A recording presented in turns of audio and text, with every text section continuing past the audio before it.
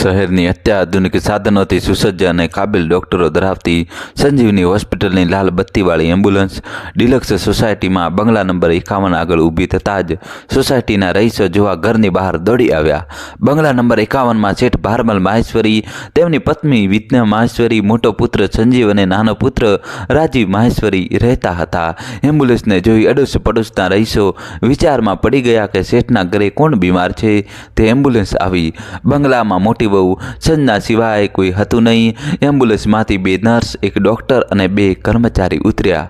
દોસ્તો, જલ્દીથી video like કરીને ચેનલ સબસ્ક્રાઈબ કરી દો.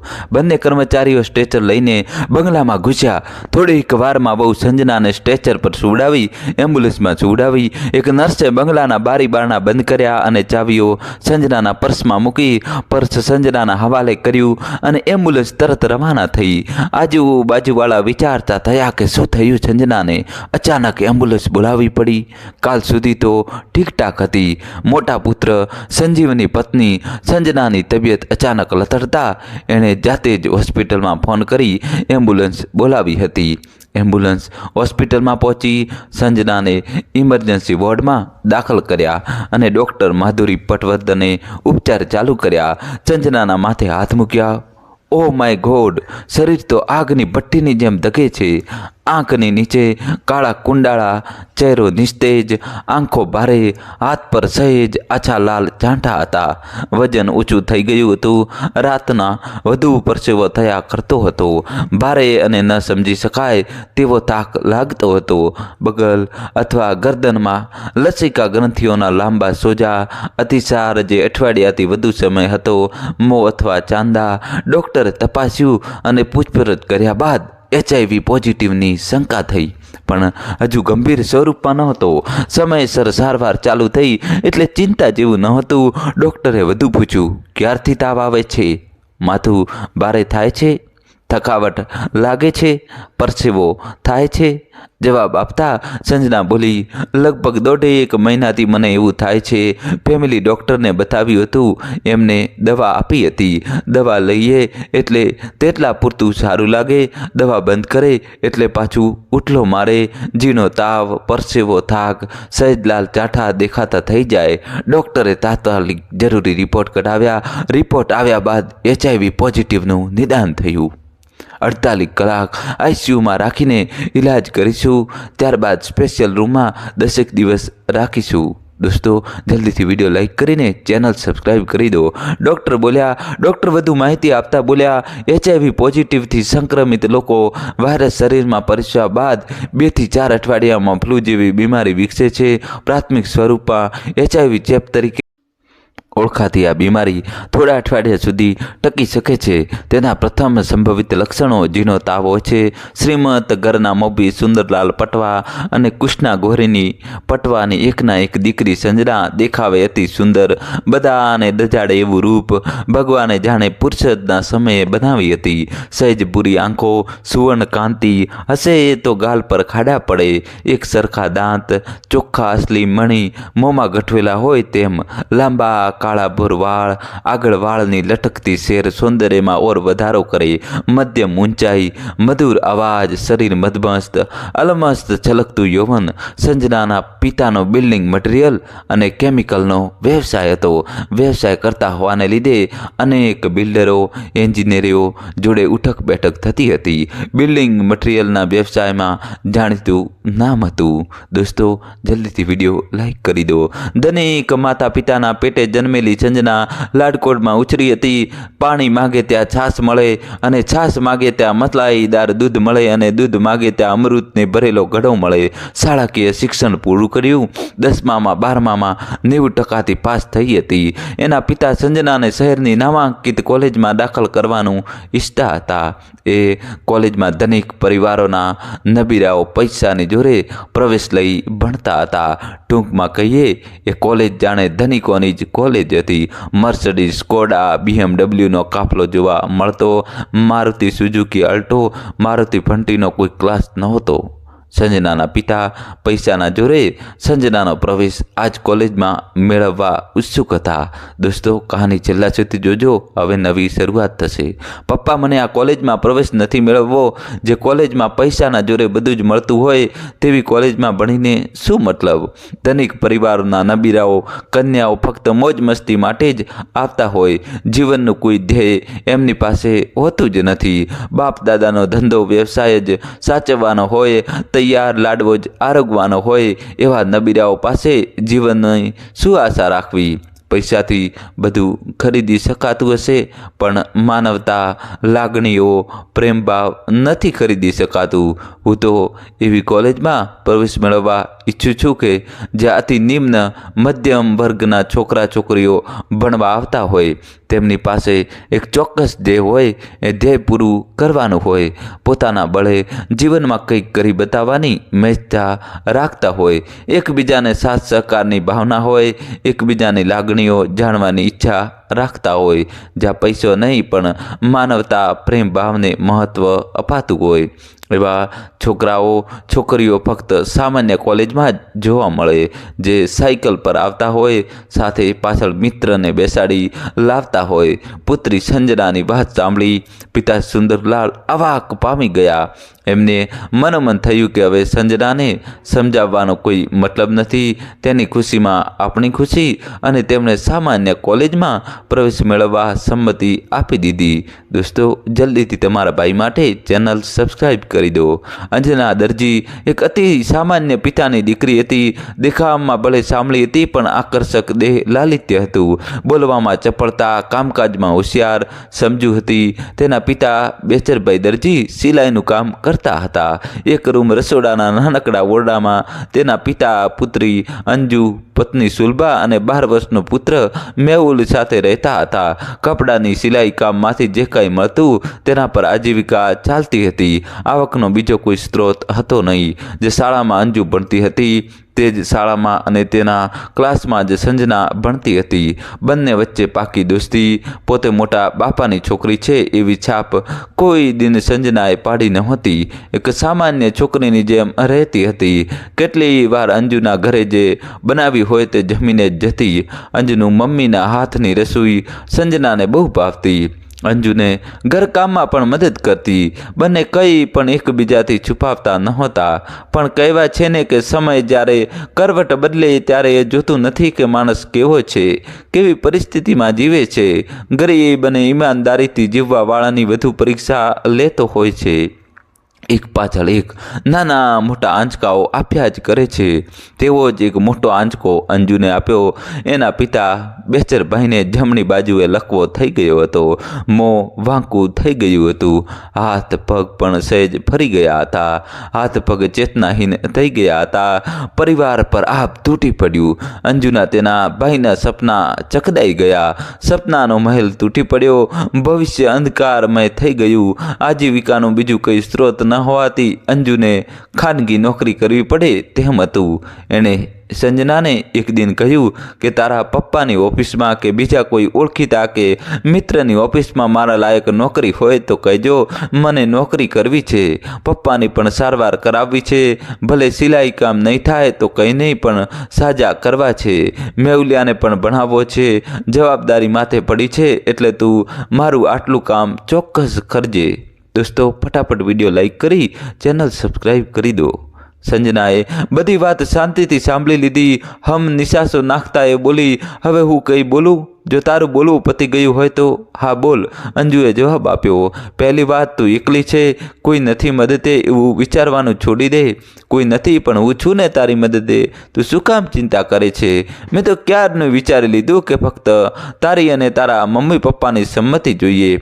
બોલ, શું વિચાર્યું તે? અંજુ જાણી લેવાના ઉત્સુકતાથી બોલી. જો સાંભળ, તને અને મેહુલને જેટલું ભણવું હોય તેટલું ભણજો.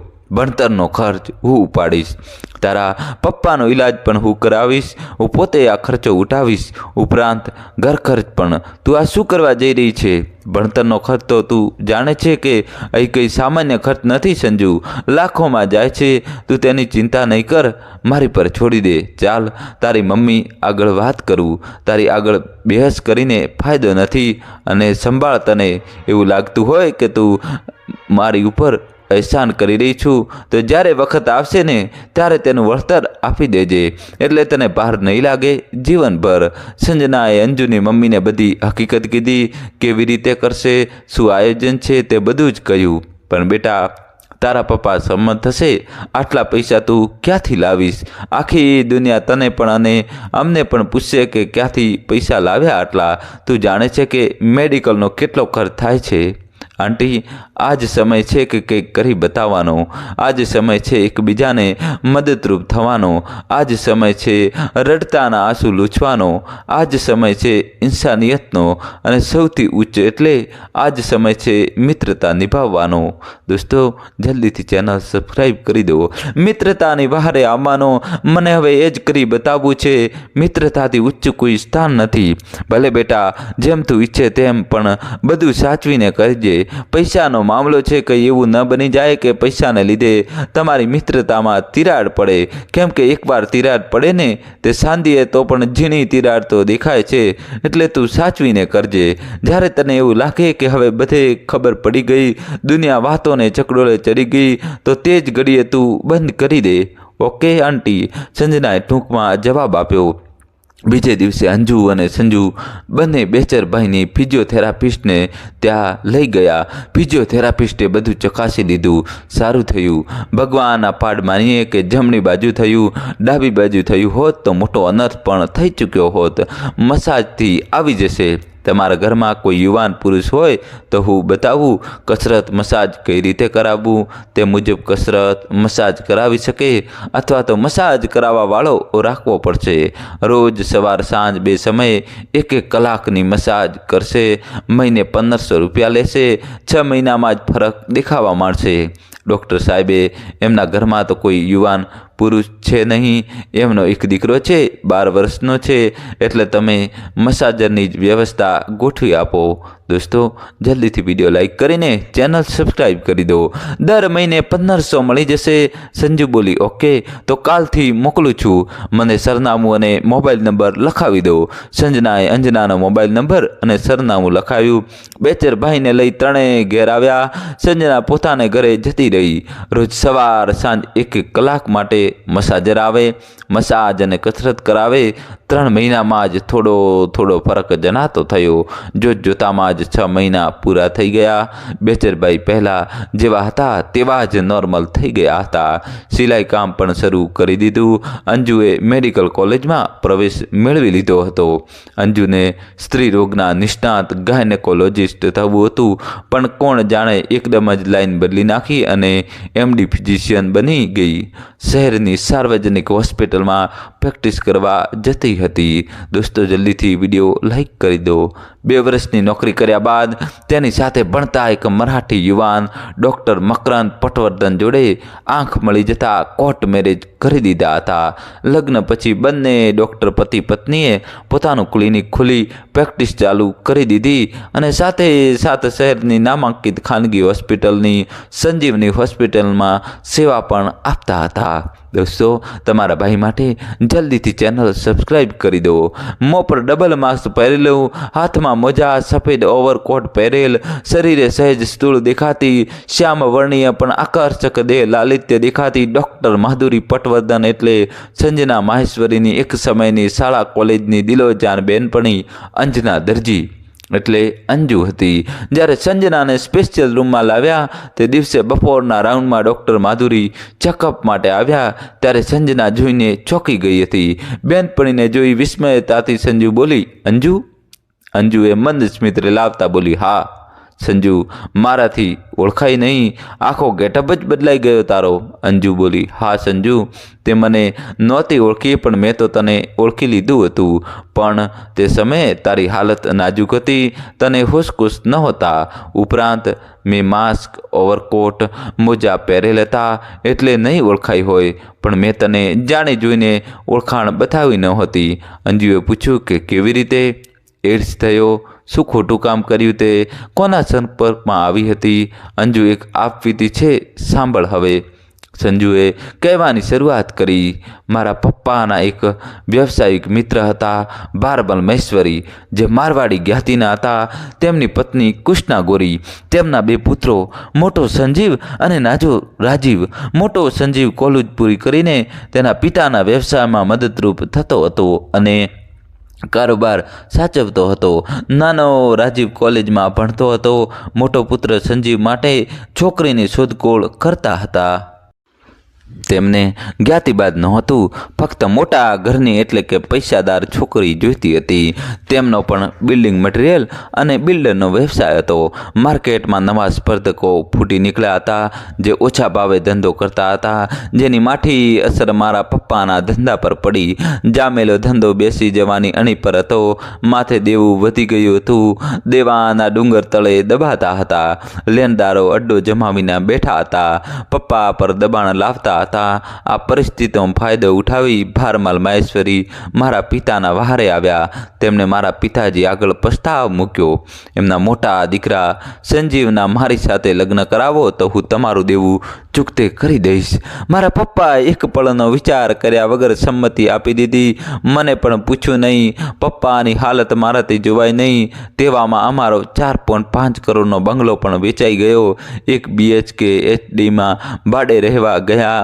અમારા લગ્ન ધામધૂમથી થયા. અમારો ખર્ચ પણ ભારમલ મહેશ્વરીએ જ કર્યો હતો. દોસ્તો, કહાની છેલ્લા સુધી જોજો.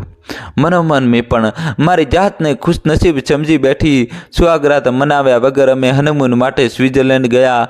15 દિવસનો પેકેજ ટૂર હતો. સુહાગરાતને દિવસે સંજીવને મેં દવાની ટીકડીઓ લેતા જોયો. મેં પૂછ્યું કે શેની દવા લો છો? તો મને કહે, આબોહવા બદલાઈ જાય એટલે મને વાયરલ થાય, એટલે કળતર, માથાનો દુખાવો, ઝીણો તાવ વગેરેની દવા લઉં છું. મેં સાચું માની લીધું. સવારના ઉઠી અમે ફરવા નીકળ્યા.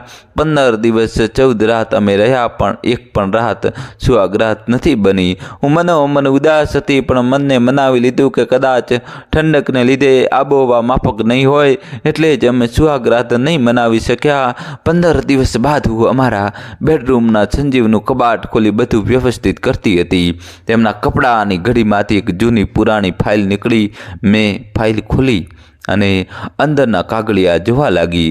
લગભગ 10 જાતના મેડિકલ રિપોર્ટ હતા. સંજીવમાં પુરુષાર્થની ખામી હતી. એ પિતા બનવાના લાયક નહોતો. રિપોર્ટ વાંચી મને ચક્કર આવવા માંડ્યા. ત્યાં બેડ પર ઢળી પડી. મારા હોશકુશ ઉડી ગયા હતા. પગ તળેથી જમીન ખસી ગઈ. આ લોકોએ મારી સાથે દગો કર્યો હતો. મને છેતરી હતી. મારું જીવન અંધકારમય બની ગયું હતું. એક દિવસ સંજીવ, એના માતા પિતા અને ભાઈ રાજીવ હોલમાં બેઠા હતા. મને એમ કે ધંધા વ્યવસાયની વાતચીત હશે, પણ મેં જ્યારે ધ્યાનથી સાંભળ્યું તો અવાક બની ગઈ. બહુ ખતરનાક આયોજન કરતા હતા. હું એમની મેલું મુરાદ ઓળખી ગઈ હતી, પણ મને કંઈ જ ખબર નથી. તેઓ ડોળ કરી મનમાં અને મનમાં આયોજન કરતી હતી કે શું કરવું ને શું નહીં. એક દિન સાસુ લાગ જોઈ મારા બેડરૂમમાં આવ્યા. દોસ્તો, જલ્દીથી વિડીયો લાઈક કરી ચેનલ સબસ્ક્રાઈબ કરી દો યાર. જો સંજના અમારા ખાનદાનને કુળદીપક જોઈએ, સજીવ ના બળતી છે, તારે એના નાનો ભાઈ રાજીવ જોડે એના બેડ પર સૂવું પડશે. હું કંઈ જાણું નહીં. સંજીવને આ બાબત કંઈ જ વાંધો નથી. તારે સૂવું જ પડશે. સાસુનો મનસૂબો સાંભળી હું ડગાઈ ગઈ. મને પાપ કરવા પ્રેરતા હતા. મેં ના પાડી તો મને ધમકી આપતા કહ્યું, તો વિચારી લે તારા ભવિષ્યનું. અમે આ વાત છુપાવી રાખીશું. સમાજમાં કોઈને કાનો કાન ખબર નથી પડવાની. સજીવ નામર્દ છે. સમાજની નજરોમાં કુળદીપક તારો અને સંજીવનો કહેવાશે, પણ હકીકતમાં તારો અને રાજીવનો છે. અને આ હકીકત આપણે જ જાણીએ છીએ. નહીતર સંજીવના પિતા તારા બાપા જોડે ઉઘરાણી ચાલુ કરી દેશે. હવે તારે વિચારવાનું છે કે લોકોએ બ્લેકમેલિંગ કરવાનું ચાલુ કર્યું. મને આવતા જતા ટોર્ચરિંગ કરતા હતા.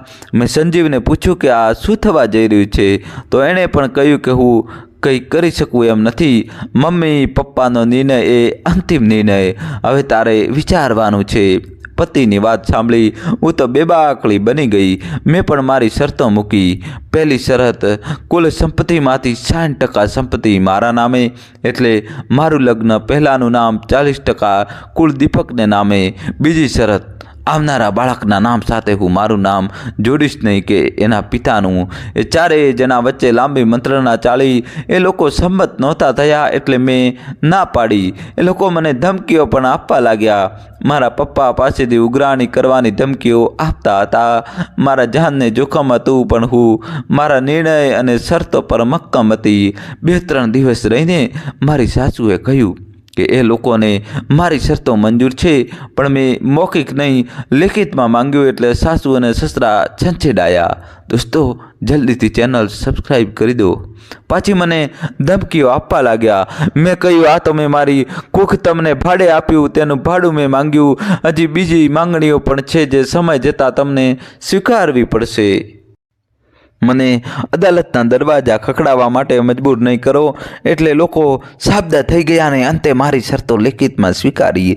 વકીલને બોલાવી વિલ બનાવ્યું. સ્ટેમ્પ પેપર પર મારી શરતો મૂકી બધાની સહીઓ લીધી. મૂળ પ્રત મેં મારી પાસે રાખી. બેંકમાં મારા નામનું લોકર હતું તે એમને ખબર નહોતી.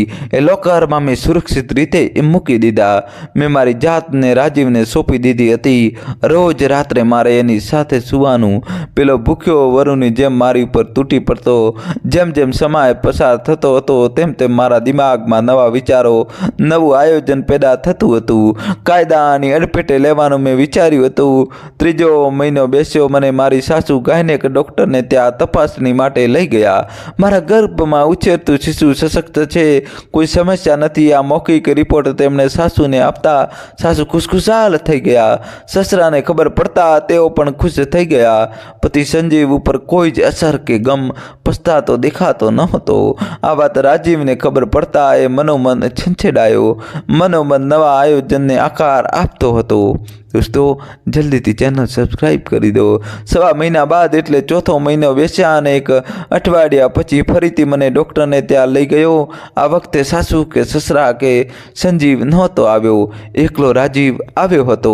હોસ્પિટલમાં મને ડૉક્ટર તપાસણી માટે કેબિનમાં બોલાવે તે પહેલાં રાજીવ ડૉક્ટરને મળી આવ્યો હતો. મારા શંકાની સોય હલવા લાગી. હું પણ જાગૃત થઈ. ડૉક્ટરે મને અંદર બોલાવી તપાસ્યું અને કહ્યું કે ગર્ભનો વિકાસ અટકી ગયો છે. પહેલાં કરતાં ઘણો નાનો થઈ ગયો છે. કદાચ પાત કરાવવું પડશે. મેં ડૉક્ટરને કહ્યું, મને તે લેખિતમાં આપો. ડૉક્ટર મારો નેગેટિવ રિપોર્ટ લેખિતમાં આપવાની આનાકાની કરતા હતા એટલે હું તરત સમજી ગઈ કે દાળમાં કંઈક કાળું છે. મને ખાતરી થઈ હતી કે પેલો રાજીવ ડૉક્ટરની કેબિનમાં કંઈક તો રાંધી આવ્યો. છતાંય બીજે દિવસે હું રિપોર્ટ લેવા ગઈ. ડૉક્ટરે રિપોર્ટ ના આપ્યો. હું ઘરે પાછી આવી. રાજીવ સાસુ સસરાને શાંત પાડતા કહેતો હતો કે હજુ બાજી બગડી નથી, કોશિશ ચાલુ રાખીશું. એકવાર નિષ્ફળ થાય એટલે નિરાશ નહીં થવાનું. એની મુરાદ હું જાણી ગઈ હતી. એને મારી સાથે સુખ માણવા મજા પડી હતી. જો પોઝિટિવ રિપોર્ટ અપાયો હોત તો મારી સાથે સુખ માણવા નહીં મળતે. હું પાછી હોસ્પિટલમાં ડૉક્ટરને ભણવા ગઈ. મને કેબિનમાં બોલાવી. મેં ગોળ ગોળ વાત ન કરતા મુદ્દા પર આવી. ડૉક્ટરને સીધું પૂછી જ લીધું કે ખરેખર મારો રિપોર્ટ નેગેટિવ છે, ગર્ભનો વિકાસ નથી. ડૉક્ટરે મક્કમતાથી કહ્યું કે હા, નેગેટિવ છે. મેં પૂછ્યું કે કેટલા રૂપિયા તમને મળ્યા આ કામના? ડૉક્ટર ચોંકી ગયા. મારી ઉપર ખીજવવા લાગ્યા. ગુસ્સેથી મને કે તમે મારા ઉપર આરોપ લગાવો છો મેડમ? હું નુકસાનીનો બદનક્ષીનો દાવો કરી શકું છું. તમારી પાસે શું સબૂત છે કે તમને નેગેટિવ રિપોર્ટ એટલે ખોટો રિપોર્ટ આપ્યો છે લેખિતમાં? મેં કહ્યું, હું જો હમણાં પોલીસમાં ફરિયાદ નોંધાવું તો પોલીસ અહીં આવીને તમારા આખા સ્ટાફને બોલાવી જુબાની લેશે. બીકને મારે બધા કબૂલી દેશે. ઉપરાંત તમારા હોસ્પિટલના CCTV કેમેરા ચેક કરશે. દોસ્તો, કહાની આગળ સંભળાવું એના પહેલાં વિડીયો લાઈક કરીને ચેનલ સબસ્ક્રાઈબ કરી દો. તેમાં તો બધું રેકોર્ડિંગ તો છે જ ને. કહ્યું કે જૂઠું બોલશો તો પકડાઈ જશો. મેં બીજેથી રિપોર્ટ કઢાવ્યો છે. પોઝિટિવ રિપોર્ટ છે. તે પણ ગઈકાલનો જ રિપોર્ટ છે. પછી ડૉક્ટર ગભરાયા. મારી સાથે નેગોશિએશન કરવા માંગતા હતા. એટલી વારમાં એમની કેબિનમાં એક 6-7 વર્ષની છોકરી અને એની પાછળ એક બહેન કેબિનમાં દાખલ થયા. એ છોકરી ડૉક્ટરને પપ્પા કહીને વળગી પડી. હું સમજી ગઈ કે આ છોકરી એમની દીકરી છે અને બહેન એમની પત્ની છે. મેં તરત કહ્યું કે આ તમારી દીકરીના માથે હાથ મૂકીને કસમ ખાઓ કે તમે ખોટો રિપોર્ટ આપ્યો હતો તે માટે તમે કેટલા રૂપિયાની લાંચ લીધી હતી. મારી વાત સાંભળી ડૉક્ટરના પત્ની પણ ડૉક્ટર પતિ પર બહુ ગુસ્સે થયા. તમે પૈસાની લાલચે બહુ ખોટું કામ કર્યું છે, પાપ કર્યું છે. આ પાપના પૈસા મને મારા ઘરમાં નહીં જોઈએ. હું એક સ્ત્રી છું અને જ્યાં સુધી સ્ત્રીનો સવાલ છે ત્યાં સુધી આ સ્ત્રીનો જ પક્ષ લઈશ અને સાથ પણ આપીશ. મામલો શાંત પાડતા ડૉક્ટરે કહ્યું, આમાં કંઈ ઉપાય ન થઈ શકે. મેં કહ્યું, વકીલની સલાહ લેવી પડે. પછી વાત મારા ઓળખાણમાં એક વકીલ છે, તેમને મળીને કહું. મેં પૂછ્યું, કેટલી લાંચ લીધી હતી? ડૉક્ટરે કહ્યું, 5 લાખ. મેં એમને ડબલ ઓફર આપી. તેમને ના પાડી. હવે ખોટો રૂપિયો કદીએ ન લઉં. ડૉક્ટર જોડે વાતચીત કરીને હું ઘરે આવી. બીજે દિવસે વકીલને ઓફિસે ગઈ અને તેમને મળી. અંજુ, કયો વકીલ છે? સંજુ, તું ઓળખે છે? પ્રવીણ આમરે, આપણી સાથે આપણી જ ક્લાસમાં ભણતો હતો, ભંડારી ચાલીમાં રહેતો હતો. અંજુ, હા, યાદ આવ્યું. પ્રવીણને મેં આજ દિન સુધીની બધી હકીકત બયાન કરી. એને પણ નવાઈ લાગી. મને ધીરજ આપતો બોલ્યો, આમ તો તારો કેસ મજબૂત લાગે છે, પણ તારી સાથે જે શારીરિક ઘટના ઘટી તેને કારમાં ફેરવવા તારી પાસે સબૂત છે? મેં કહ્યું, હા છે, બેંકમાં લોકરમાં છે અને એક કોપી મારા ઈમેલમાં પણ સાચવી રાખી છે. વાહ, સારું કર્યું. હવે એક કામ કરજે, ડૉક્ટરને મળજે અને હું કહું તેમ કરવાનું કહેજો. પછી આપણે નોટિસ મોકલી કેસ કરીશું. તારી કેસ વધુ મજબૂત થશે. હું હોસ્પિટલમાં ડૉક્ટરને મળવા ગઈ. વકીલે કયા મુજબ આયોજન કરી રાખવા કહ્યું. ડૉક્ટર સમજી રાજી થઈ ગયા. ડૉક્ટરે પાછું કહ્યું કે મને ફસાવવા નહીં, કોર્ટમાં મારે શું કહેવાનું? મેં કહ્યું, તે તમને વકીલ કહેશે. 4 દિવસ પછી હોસ્પિટલમાં પ્રપાત માટે લઈ જવાના હતા. તે પહેલાં મેં સાસુ સસરા આગળ એક મમરો મૂકી દીધો. ગર્ભનો લેખિતમાં ડૉક્ટરનો નેગેટિવ રિપોર્ટ લેવાનો. પહેલાં આનાકાની કરતા પછી માની ગયા. ચોથા દિવસે અમે હોસ્પિટલ ગયા. મારી સાથે સાસુ અને રાજીવ આવેલા. રાજીવે રિપોર્ટ માંગ્યો. ડૉક્ટરે આનાકાનીથી ડોળ કર્યો. અંતે માની ગયા. ગર્ભપાત માટે 3 દિવસ રહીને આવવાનું કહ્યું અને અમે ઘરે આવ્યા. ડૉક્ટરે રાજીવને કહ્યું, હું તમને મારું લેટર પેડ બનાવી આપું છું અને સાથે રિપોર્ટની મજકૂર લગાવું છું. તમે કોરા કાગળ પર હું કહું તેમ લખતા જાઓ. પછી 2-3 મહિના નમૂના આપું છું. તે મુજબ તમે બહાર કશેથી પણ ટાઈપ કરાવી લો અને સહીની પ્રેક્ટિસ કરી પછી આમાં સહી કરી દેજો. રાજીવને એમ કે ડૉક્ટર મારી સેફ સાઈડ માટે ખોટો રિપોર્ટ આપી રહ્યા છીએ. એણે એ વાતની જરાય ગંધ આવવા દીધી નહીં કે હું અને ડૉક્ટર શું કરવા જઈ રહ્યા છીએ. ચોથા દિવસે અમે પાત કરાવવાના ઉદ્દેશથી હોસ્પિટલ ગયા. ડૉક્ટરે મારું પ્રેશર માપ્યું અને કહ્યું કે પ્રેશર લેવલમાં નથી, અઠવાડિયા પછી કરીએ. ત્યાં સુધીમાં પ્રેશર લેવલ કરી રાખજો. ડૉક્ટરની સલાહ મુજબ કરવાનું એમ માની અમે ઘરે આવ્યા.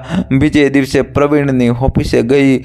બધી હકીકત વિગતવાર કીધી. હવે કેસ કરવામાં રસ્તો સાફ થઈ ગયો હતો.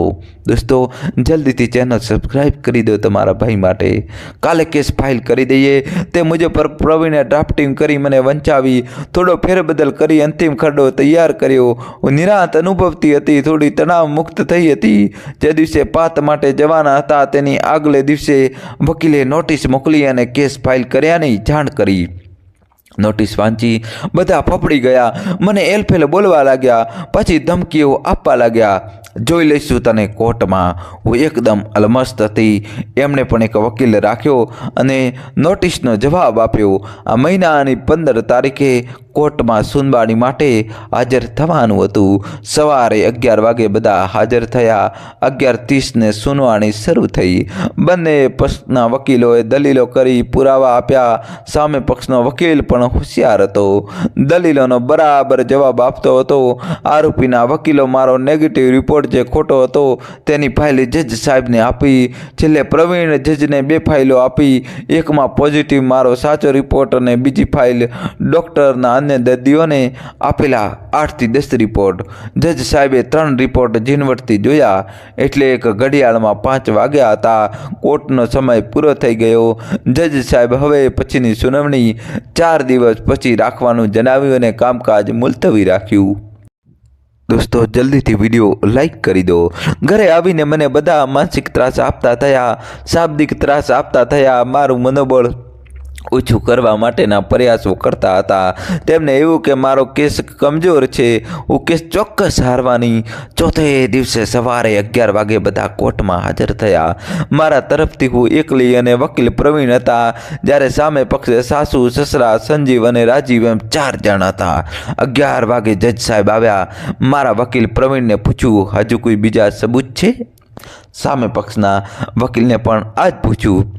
બંને વકીલોએ ના પાડતા જજ સાહેબ બોલ્યા, બંને પક્ષોના વકીલોની દલીલબાજી અને અદાલતમાં સુપ્રત કરેલ પુરાવાને આધારે અદાલત ચુકાદો આપતા કહે છે કે આરોપી રાજીવ મહેશ્વરીએ ફરિયાદી સંજના સંજીવ મહેશ્વરી ઉપર બળજબરીથી કાર કરવાની કોશિશ કરી, જેનો વિડીયો પુરાવા તરીકે છે। તેમજ ફરિયાદી પક્ષના વકીલે ડૉક્ટરની 2 ફાઇલો આપી હતી, જેમાં ફરિયાદનો રિપોર્ટ હતો અને બીજીમાં અન્ય દર્દીઓના રિપોર્ટ હતા। જજ સાહેબ સુનાવણી આગળ દફાવતા બોલ્યા કે મને 3 ફાઇલો આપવામાં આવી હતી। દોસ્તો ચેનલને સબસ્ક્રાઈબ કરી દો, જલ્દીથી જલ્દી કરી દો। 1 ફાઇલ આરોપીની અને 2 ફાઇલો ફરિયાદીની, 1 ફરિયાદનો રિપોર્ટવાળો કાગળ, અન્ય દર્દીઓના રિપોર્ટનો કાગળ અને આરોપીઓના રિપોર્ટનો કાગળ। તેમાં આરોપીના રિપોર્ટનો કાગળ અને ફરિયાદીએ આપેલા બંને ફાઇલોમાં સામેલ રિપોર્ટના કાગળની ગુણવત્તામાં ફરક છે। 3 ફાઇલોમાં જે રિપોર્ટ છે તેમાં ડૉક્ટરની સહીમાં પણ ફરક છે।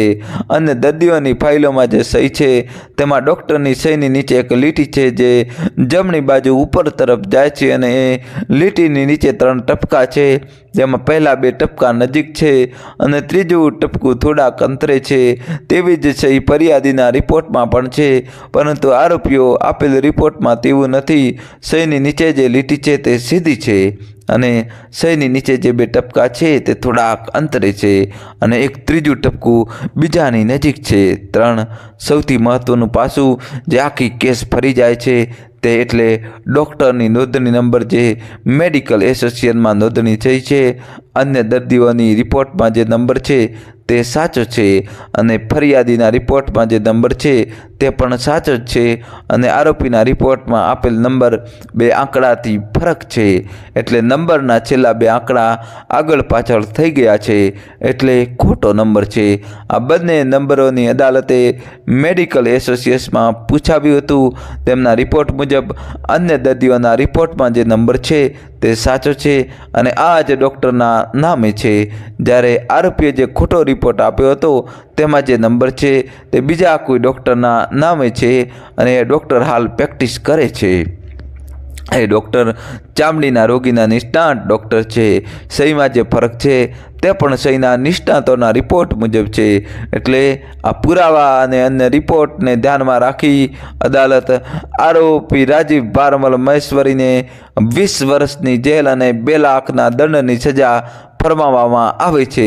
તેમજ ફરિયાદીના સાસુ, સસરા અને પતિ સંજીવ મહેશ્વરીને છેતરપિંડીના ગુનામાં દોષી માની 7 વર્ષની જેલ અને પ્રત્યેકી 1 લાખનો દંડ સજા ફરમાવવામાં આવે છે અને ફરિયાદી સંજના મહેશ્વરીને નિર્દોષ જાહેર કરવામાં આવે છે। 4 આરોપીને પોલીસ હિરાસતમાં લઈ કોર્ટમાંથી સીધા જેલમાં લઈ જવામાં આવી। સંજુ મને એક વાત કહે કે તારી પર કાર કર્યો તે કેવી રીતે સાબિત કર્યું? તે શું કર્યું હતું? અંજુ જે દિવસે હું રાજીવના બેડરૂમમાં સુવા ગઈ અને જ્યારે એને મારા પર શરીરને કરવાની કોશિશ કરી તે દિવસે કાર થાય ત્યારે પીડિતા જેમ છોડાવવા માટે દમ પછાડા કરે છે તેમ મેં પણ કર્યા હતા અને આગલે દિવસે હું હાઈ મેગાપિક્સલના ડિજિટલ કેમેરા લઈ આવી હતી અને રૂમમાં 3 જગ્યાએ ગોઠવી દીધા હતા અને રિમોટ મેં એવી જગ્યાએ મૂકેલું કે કોઈને પણ નહીં ખબર પડે। અડધો કલાક દમ પછાડા કર્યા, તેમાં મારા પહેરેલ કપડાં ફાટી ગયા હતા, વાળ વિખરાઈ ગયા હતા, શરીરે ઉજરડા પણ હતા। અડધો કલાક મથામણ કર્યા બાદ હું બેડ પરથી ઉઠી અને જ્યારે રિમોટ મૂક્યું હતું તે જગ્યાએ ગઈ અને બેભાન થઈ ઢળી જવાની એક્ટિંગ કરી। દોસ્તો જલ્દીથી વિડીયો લાઈક કરી ચેનલ સબસ્ક્રાઈબ કરી દો। મને નીચે જમીન પર ઢળી પડેલા અવસ્થામાં જોઈ રાજીવ રૂમમાંથી જતો રહ્યો અને ફરીથી આવશે તેની મને ખાતરી હતી। તે પાછો આવે તેટલી વારમાં કેમેરાના રિમોટની સ્વિચ બંધ કરી દીધી। મારા અંદાજ મુજબ થોડી વારમાં રાજીવ ફરીથી રૂમમાં દાખલ થયો, પણ હું મારું કામ પૂર્ણ કરી ચૂકી હતી। રાજીવ મારી નજીક આવીને મને ઉઠાવી બેડ પર અફાળી અને ધાર્યું કામ કરવામાં સફળ થયો। કેમેરામાં કેદ થયેલા કારની ઘટના મેં જોઈ હતી। તે પેન ડ્રાઈવમાં કોપી કરીને બેંક લોકરમાં મૂકી રાખી હતી, જે મેં બાદમાં સુનાવણી વખતે પ્રવીણને આપી હતી। કારની રેકોર્ડિંગ થયા બાદ કેમેરામાં કેદ નહોતું થયું, કેમ કે તે પહેલાં જ મેં કેમેરો બંધ કરી દીધો હતો। સંજુ, ડૉક્ટરે તને તારો પોઝિટિવ રિપોર્ટ આપ્યો હતો? હા અંજુ, જ્યારે હું તેમને પ્રવીણની વાત કહેવા ગઈ હતી ત્યારે જ આપ્યો હતો। ડૉક્ટરની જબાની લીધેલી? હા અંજુ, લીધેલી। એમને કહ્યું કે ફરિયાદી અને આરોપી બંને અમારી હોસ્પિટલમાં ચેકઅપ માટે આવ્યા હતા। આરોપીએ મને પૈસાની પણ લાલચ આપી હતી। મેં અગાઉથી જ પોલીસ સ્ટેશને ફરિયાદ લખાવી આવી છું કે મારા સાસરિયાથી મારી જાનને જોખમ છે। જો એવી કોઈ ઘટના બને તો આ લોકોને પ્રત્યક્ષ અપ્રત્યક્ષ રીતે જવાબદાર ઠેરવવા। દોસ્તો જલ્દીથી વિડીયો લાઈક કરીને ચેનલ સબસ્ક્રાઈબ કરી દો તમારા ભાઈ માટે। તે જે ડૉક્ટરને કહ્યું હતું કે બીજે ચેકઅપ કરાવ્યું હતું ત્યાંનો રિપોર્ટ પોઝિટિવ છે, તો ખરેખર ચેકઅપ કરાવ્યું હતું? સંજુ, ના અંજુ, એ તો ડૉક્ટરને સાચું બોલાવવા જ હું જૂઠું બોલી હતી। મારી પાસે જે થેલી હતી તેમાં મારા જૂના રિપોર્ટ ડેન્ગ્યુના હતા। સંજુ યાર, માનવું પડે તને।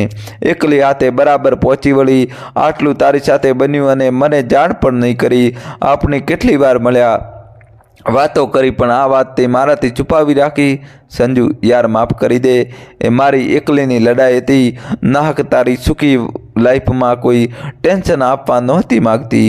તને HIV પોઝિટિવ કેવી રીતે થયો? કોની સાથે શારીરિક સંપર્કમાં આવી? યાર, પેલો રાજીવ કોલેજમાં કેટલી છોકરીઓ જોડે માણ્યું છે, મારી પછી સાથે જ માણ્યું। મને પછીથી ખબર પડી કે તો લંપટ છે। ઘણી છોકરીઓને ફોસલાવી હોટલ કે બીજે લઈ જઈ પ્રેમનું નાટક કરી સુખ માણતો હતો। આ વાત મને પ્રવીણે કીધી હતી, કેમ કે પ્રવીણનો કજીર પણ એની ક્લાસમાં જ ભણતો હતો। ઓહ, એટલે તને HIV પોઝિટિવ થઈ ગયો? સંજુ, કંઈ નહીં, હવે તારો HIV પોઝિટિવ એટલો ગંભીર નથી। સારું થતાં ઓછામાં ઓછા 6 મહિનાનો સમય તો લાગશે। દવા તો ચાલુ રાખવી પડશે, પણ હું કહું તે મુજબની ખબરદારી રાખવી પડશે। બહુ ચિંતા કરવા જેવું નથી। HIVને લીધે કમજોરી અને વજન ઓછું થઈ ગયું હોય એવા સમયે તારે રોજ વ્યાયામ કરવાનો, જેથી માંસપેશીઓ અને હાડકાં મજબૂત બને, અને દિવસમાં ઓછામાં ઓછા 8 કલાકની ઊંઘ લેવી પડશે। જેટલો આરામ શરીરને મળશે તેટલી સંક્રમણ સાથે લડવાની ક્ષમતા વધશે। દોસ્તો, તમારા ભાઈ માટે જલ્દી વિડીયો લાઈક કરીને ચેનલ સબસ્ક્રાઈબ કરી દો। માનસિક શાંતિ જાળવવી પડશે। ચિંતા, કાળજી સ્વાસ્થ્યને બગાડે છે। એકલા રહેવાથી ડિપ્રેશનનો શિકાર બની શકે। એટલે હું કહું છું, તો હવે મારા ઘરે એટલે મારી મમ્મીના ઘરે રહેવા આવવું પડશે। સકારાત્મક વિચારો રાખવા, આધ્યાત્મિક ધાર્મિક ભાવના રાખજો। ખાસ તો ખાવા પીવા પર ધ્યાન રાખવું પડશે। દિવસમાં 2 કે 3 વાર ખાવા કરતાં થોડી વારમાં ઓછી માત્રામાં ખાવાનું રાખજો। સાફ સફાઈનું ધ્યાન રાખજો। વારંવાર હાથ પગ મોં ધોવાનું રાખજો અને બીમાર લોકોથી દૂર રહેજો। નિયમિત રીતે ડૉક્ટર પાસે તપાસી લેવું અને રિપોર્ટ કઢાવવા। ડૉક્ટરના કીધા વગર બીજી કોઈ પણ દવા લઈશ નહીં। બીજી કોઈ દવા લેવાથી સાઈડ ઇફેક્ટ થઈ શકે અને શરીરને વધુ કમજોર બનાવી શકે। નશીલા પદાર્થોનું સેવન ટાળવું। આના સેવનથી બેહોશી, ચક્કર આવી શરીર કમજોર પડે છે। બસ આટલું કરજે। 6 મહિનામાં તું પહેલાં જેવી ટનાટન થઈ જઈશ। પછી તું પુનઃલગ્ન માટે વિચારી શકે તે માટે તારે 6 મહિના રાહ જોવી પડશે। 12મા દિવસે હોસ્પિટલમાંથી રજા મળ્યા બાદ અંજુએ સંજુને સીધી પોતાના પિયર લઈ આવી। અંજુના આગ્રહથી સંજના અંજુના પિયરમાં રહેવા આવી ગઈ હતી। અંજુ અઠવાડિયે એકવાર સંજુને ચેકઅપ કરવા આવે અને સંજુને ખુશ રાખવાની કોશિશ કરતી હતી। નકારાત્મક વિચારોવાળી વાતચીતથી દૂર જ રાખતી। સંજનાની તબિયતમાં 3 મહિના પછી ઘણો ફરક દેખાતો હતો. વજન પણ પહેલાં કરતાં ખાસું વધ્યું હતું. આંખ નીચેના કાળા કુંડાળા પણ અદૃશ્ય થઈ ગયા હતા. તાવ પણ આવતો બંધ થઈ ગયો હતો. ખોરાક પણ બરોબર લેવાતો હતો. દોસ્તો, જલ્દીથી વિડીયો લાઈક કરી ચેનલ સબસ્ક્રાઈબ કરી દો. અંજુની મમ્મી પોતાની દીકરીની જેમ બહુ જ ધ્યાન રાખતા હતા. સંજુના પિતા અવારનવાર દીકરીને મળવા આવતા હતા. એના પિતાએ ઘરે લઈ જવાનું કહેતા હતા, પણ અંજુએ દરાર ના પાડી દીધી હતી. અંકલ, સંજુ 6 મહિના અહીં જ રહેશે, તમે એની ચિંતા કરશો નહીં. અહીં અમે લોકો છે ધ્યાન રાખવાવાળા.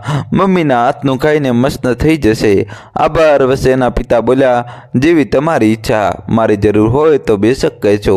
બધાની રજા લઈ તેઓ ઘરે જવા નીકળી ગયા હતા. સંજના હવે બિલકુલ પહેલાં જેવી થઈ ગઈ હતી. એકદમ નોર્મલ, જાણે કશું જ થયું ન હતું. અંજુ, ખરેખર તે મારી જિંદગી બચાવી છે, લાગણીશીલ થતાં સંજના બોલી. અંજુ બોલી, એ ચૂપ થઈ જા, નહીતર મને પણ મારું મોં ખોલવું પડશે. હવે એ ભૂતકાળ થઈ ગયો. તારે વર્તમાન અને ભવિષ્ય જોવાનું છે, સમજી? સંજુ, મારી પાસે ધન દોલત સુખ સાબી હતી. આજે એક દોકલ થઈ ગઈ છું, બીજાને આધીન થઈ ગઈ છું. અંજુ બોલી. સંજુ, તારા જીવનમાં પણ વસંત પૂરજોશમાં ખીલી શકે જો તું ઈચ્છે તો. સંજુ, મતલબ? અંજુ, તું ફરીથી લગ્ન જીવનની નવી શરૂઆત કરી શકે. સંજુ, ગોળ ગોળ વાત નહીં કર, સાફ સાફ બોલ. અંજુ, જો સાંભળ, અમારા સગામાં એક છોકરો છે, પણ તેને એક 7-8 વર્ષનો છોકરો છે. તેની પત્ની ગયા વર્ષે કોરોનામાં ગુજરી ગઈ છે. સિવિલ એન્જિનિયર છે, એક કન્સ્ટ્રક્શન કંપનીમાં નોકરી કરે છે. પગાર પણ સારો છે. તેનું નામ અરવિંદ દેશમુખ છે. તેના પિતા રામચંદ્ર દેશમુખ સરકારી નોકરી કરતા હતા, હવે નિવૃત્ત થઈ ગયા, અને માતા ઘરકામ કરે છે. એક BHKમાં તેના વૃદ્ધ માતા પિતા સાથે રહે છે. માતા પિતા સ્વભાવના બહુ જ સારા છે. તેમની વહુને દીકરીની જેમ જ રાખતા હતા. ફ્લેટ પણ લોનથી લીધેલો છે. હપ્તા નિયમિત ભરાય છે, અને ખાસ વાત એટલે ઉંમરને મેચ આવી જાય છે. એ લોકોની કોઈ જ માંગણી નથી. પહેરેલ કપડામાં પણ સ્વીકારવા તૈયાર છે. તારે પત્ની નહીં, પણ એક આદર્શ માતા અને વહુની ભૂમિકા નિભાવવી પડશે. બોલ, વિચાર કર અને મને જણાવ તો હું વાત કરું. સંજુ, જેમ તું ઈચ્છે તેમ. તે મારી વાત માની હતી, હવે મારો વારો છે તારી વાત માનવાનો. ચલાવ વાત આગળ. સંજુ, તારા વૈવાહિક જીવન પર કોઈ જ માઠી અસર નથી થવાની, તેની હું ગેરંટી આપું છું. તું બિલકુલ નોર્મલ થઈ ગઈ છે. અરે, કાલે જ વાત કરું છું. બીજે જ દિવસે અંજુએ સંજનાના સગપણની વાત કરી. સાથે સાથે સંજના પર જે ઘટના બની હતી અને જે રોગ થયો હતો તેની પર વિગતવાર ચર્ચા કરી. એ લોકોને કોઈ જ વાંધો નહોતો, બધા રાજી હતા. દોસ્તો, તમારા ભાઈ માટે જલ્દીથી વિડીયો લાઈક કરીને ચેનલ સબસ્ક્રાઈબ કરી દો. એટલે સારો દિવસ જોઈ સંજના અને અરવિંદના કોર્ટમાં જ જઈ લગ્ન કરાવી દીધા. સંજના તરફથી તેના પિતા સુંદરલાલ અંજના, તેના માતા પિતા અને પતિ ડૉક્ટર પટવર્ધન સાક્ષી તરીકે હતા, જ્યારે અરવિંદ તરફથી તેના માતા પિતા જ સાક્ષી હતા. કોર્ટમાં બંને એકબીજાને હાર પહેરાવ્યા. અંજનાએ મોં મીઠું કરાવ્યું. અંજુ સંજુ એકબીજાને ભેટી પડી. બંને અંધાધાર આંસુ અને રોકી ન શક્યા. ભાવુક થઈ અંજુ બોલી, યાર અંજુ, ભગવાન મારું સુખ જીરવી નહીં શક્યા. મારી ઈર્ષા થઈ એટલે મને દુઃખ આપ્યું. જ્યારે ભગવાને તારી દયનીય સ્થિતિ પર દયા આવી અને તને ખોબો ભરીને સુખ આપ્યું. કેવી વિચિત્ર લીલા છે ઉપરવાળાની, કોઈને ખ્યાલ નહીં આવે. આ સંજુ, સાચી વાત છે. તું ખરેખર ભગવાનથી પણ ઊંચી છે. તે મને અગર સાથ ના આપ્યું હોત તો હું ક્યાં ને ક્યાં રખડી હોત. હું ડૉક્ટર ભણી અને બની તારો ઈલાજ કર્યો, તને પુનર્વત કરી દીધું. ખરેખર અપ્રત્યક્ષ રીતે તું જ ધન્યવાદને પાત્ર છે. હું નિમિત્ત માત્ર છું. મને તારા પર નાચ છે. એકલી હાથે દુઃખ પણ સહન કર્યું અને હિંમતથી લડત પણ આપી, તે પણ એકલે હાથે. વાહ સંજુ, વાહ. બંને એકબીજાને વળગી પડી. સંજનાએ બધાને પોતાના ઘરે એટલે જૂના સસરાના ઘરે કાયમ માટે શિફ્ટ થવાનું કહ્યું, અને જે બંગલો હવે સંજનાના નામે થઈ ગયો હતો, સંજના સુંદરલાલ પટવાના નામે, કેમ કે સંજનાને સંજીવ માહેશ્વરીથી છૂટાછેડા લઈ દીધા હતા. પણ અરવિંદ અને એના પિતા રામચંદ્ર દેશમુખે ના પાડી. આપણે સામાન્ય વર્ગના લોકો છે, આટલા મોટા કરોડોના બંગલામાં રહેવું સારું નહીં લાગે. લોકો જાત જાતની વાતો કરતા થઈ જશે. ચર્ચાના ચકડોલે ચડવાનું સાધન મળી જશે. તે કરતાં જ રહેવું સારું. દોસ્તો, જલ્દીથી ચેનલ સબસ્ક્રાઈબ કરી દો. જોઈએ તો આપણે BBHKમાં જતા રહીશું. બંગલાની માલિક તું છે દીકરા, તું જે કરીશ તે વિચારીને કરજે. ત્યાં સુધી ભલે ખાલી પડેલો રહે. અંજુ, સંજુ, ભગવાને તારું બધું સુખ છીનવી લીધું હતું, પણ સમય જતાં તને એ જ ભગવાને જુદી રીતે પાછું પણ આપી દીધું. વચ્ચેનો સમય તારા માટે ભલે ખરાબ હતો, તે પણ તારા ગયા જન્મના રહી ગયેલા કર્મોનું ફળ બાકી હશે. તે હમણાં તે ભોગવી પૂરું થઈ ગયું હશે અને તરત જ સારું ફળ પણ આપી દીધું હતું. ઉપરવાળાના હિસાબ કિતાબમાં કોઈ દિન ગરબડ ગોટાળા નહીં થાય. એકદમ ચોખ્ખો હિસાબ કિતાબ. સંજુ બોલી, હા અંજુ સાચી વાત કહી. તે એક સમય એવો હતો કે મેં ભગવાનની દયાહીન લાગણીહીન કહ્યા હતા, પણ હવે સમજાયું કે ભગવાનની ઘેર દેર છે પણ અંધેર તો નથી જ. સંજુ અંજુ બંને બહેનપણીઓ એકબીજાને ફરીથી ગળે વળગી આંસુઓને રોકી ન શકી. દોસ્તો, કહાની કેવી લાગી કોમેન્ટ્સમાં જણાવજો અને તમારું મંતવ્ય આના કહાની પર જણાવજો. અને તમારે દોસ્તો કોમેન્ટ્સમાં જય શ્રી કૃષ્ણ તો લખવું જ પડશે તમારા ભાઈ માટે. વિડીયો લાઈક કરજો દોસ્તો, ચેનલ સબસ્ક્રાઈબ કરજો. રોજ તમારા માટે દિવસે 12 વાગ્યે વિડીયો મૂકતો રહે.